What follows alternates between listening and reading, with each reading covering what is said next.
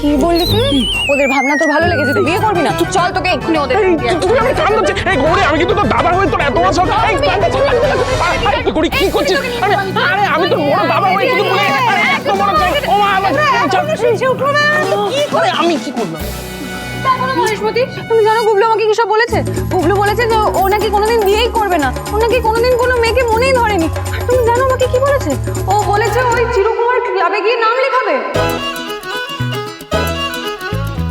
এরপর আমার কি করা উচিত? ওর কান ভরা উচিত নয়? তুমি বলো আমাকে। এক্সকিউজ মি,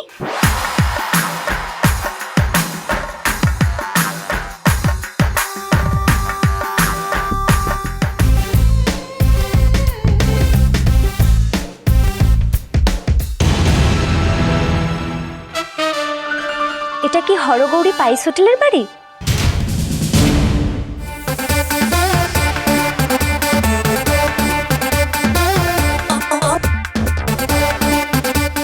হ্যাঁ, এটাই হরগৌরী পাইস হোটেলের বাড়ি। কিন্তু আমাদের এখানে তো বিবাহিত মহিলাদের রাখা হয় গো। তোমাকে দেখে তো মনে হচ্ছে না তুমি বিবাহিত। তুমি অন্য মেস দেখে নাও কেমন? না না, একটু ভুল হচ্ছে। আমি অ্যাকচুয়ালি এখানে কোনো মেসে থাকতে আসিনি। আমি এসেছি 100 বছরেরও বেশি পুরনো হরগৌরী পাইস হোটেল নিয়ে একটা ডকুমেন্টারি করতে। অ্যাকচুয়ালি আমি মাসকম নিয়ে পড়াশোনা করি, তো সেটারই একটা প্রজেক্টের জন্য আপনাদের সবাইকে আমাকে একটু হেল্প করতে হবে। আপনারা সবাই আমাকে একটু হেল্প করতে পারবেন তো? হ্যাঁ,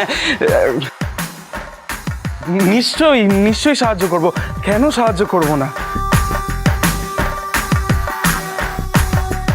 কবি তো বলেছেন, সকলের তরে সকলে আমরা, প্রত্যেকে আমরা পরের তরে।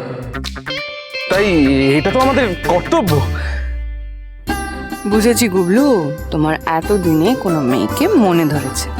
চিন্তা করো না, যদি সব ঠিক থাকে তাহলে এর একটা ব্যবস্থা আমাকেই করতে হবে।